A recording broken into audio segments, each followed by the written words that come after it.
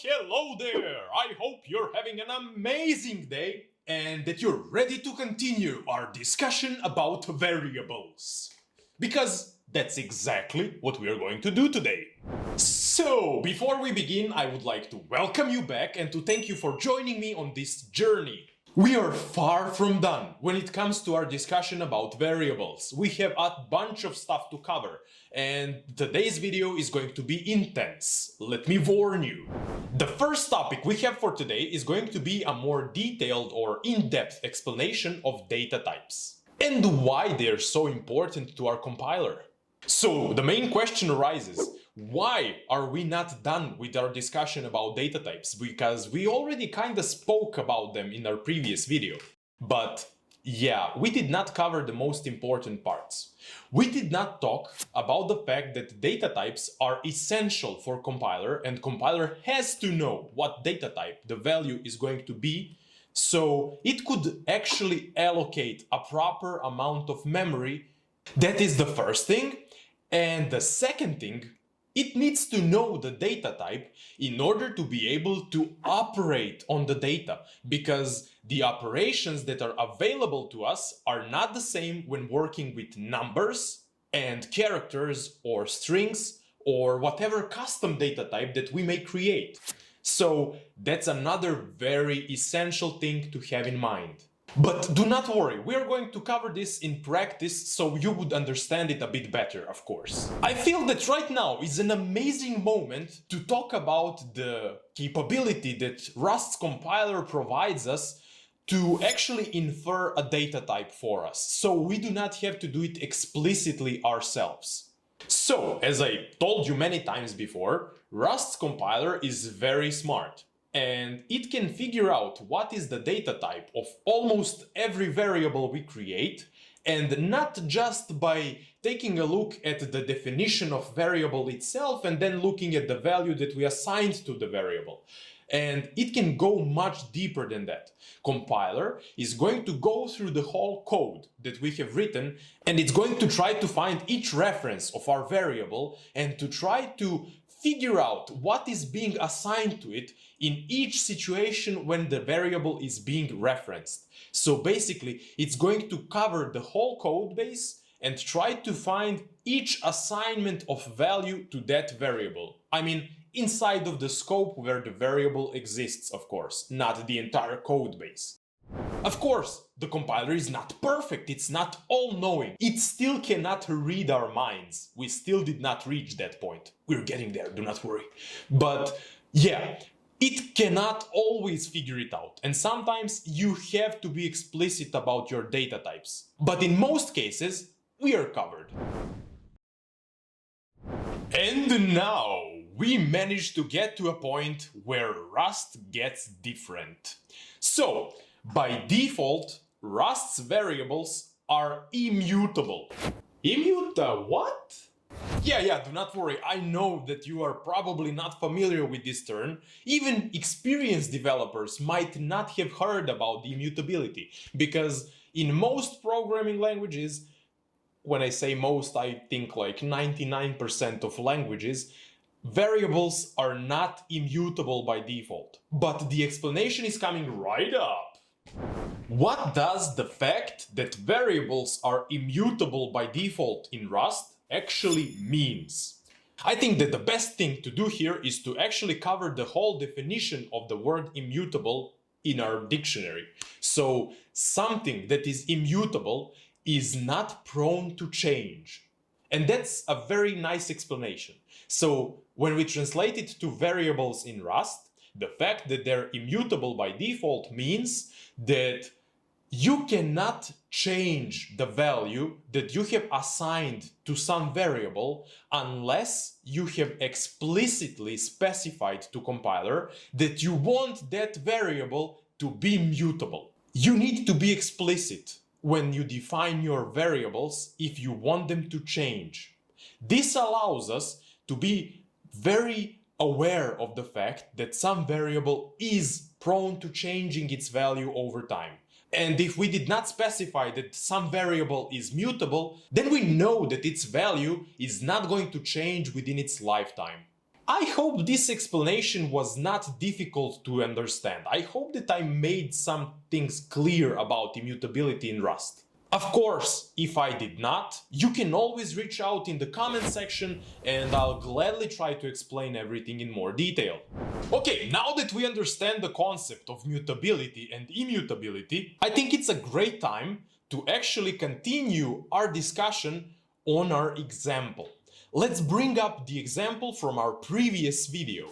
As you can see, we have our variable definition here, and we need to make it mutable. We need to make it able to change the value that is being stored inside of it. And to do that, we do not have to trouble ourselves too much. We just need to introduce another keyword, and that is mut.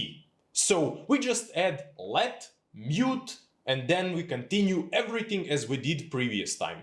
After we have done that, we can basically change the value that is being stored in our variable. That's all we need to do.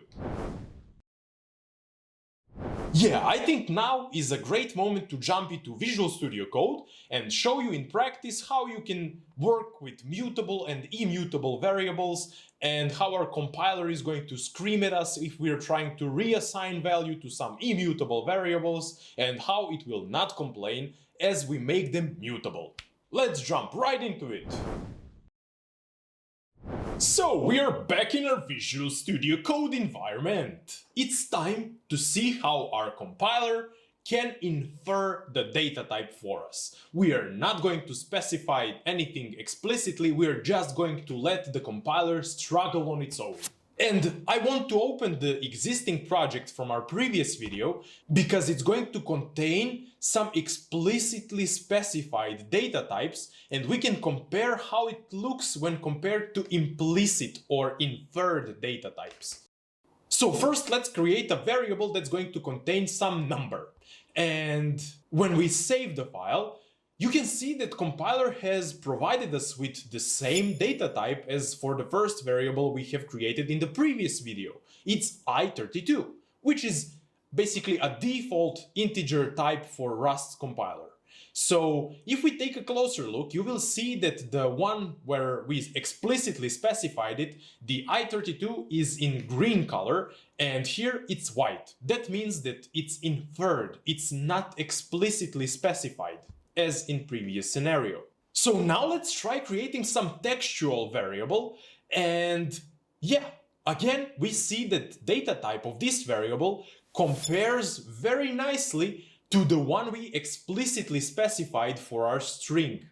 Yeah, I think you get the point. I think now we can discuss mutability. Let us create two variables right now. One is going to be mutable variable, and we are going to assign some number to it. And let's immediately create another one which is going to be immutable, so we do not have to specify anything besides let keyword and the name and the value. And when we have these two variables, let's immediately reassign the value for our mutable variable. And how we are going to track this, we need some println lines. Let's print the value of our mutable variable right after we have created it, and once again after we have reassigned the value to it. And everything seems okay, we do not get any warnings, any problems whatsoever. So let's now try to see what's going to happen when we reassign the value for our immutable variable. And when we save the file, yep, this is exactly what I told you. Our compiler is very mad with us. It tells us we're not very good Rust programmers. Let's build the project and see what kind of message we get here.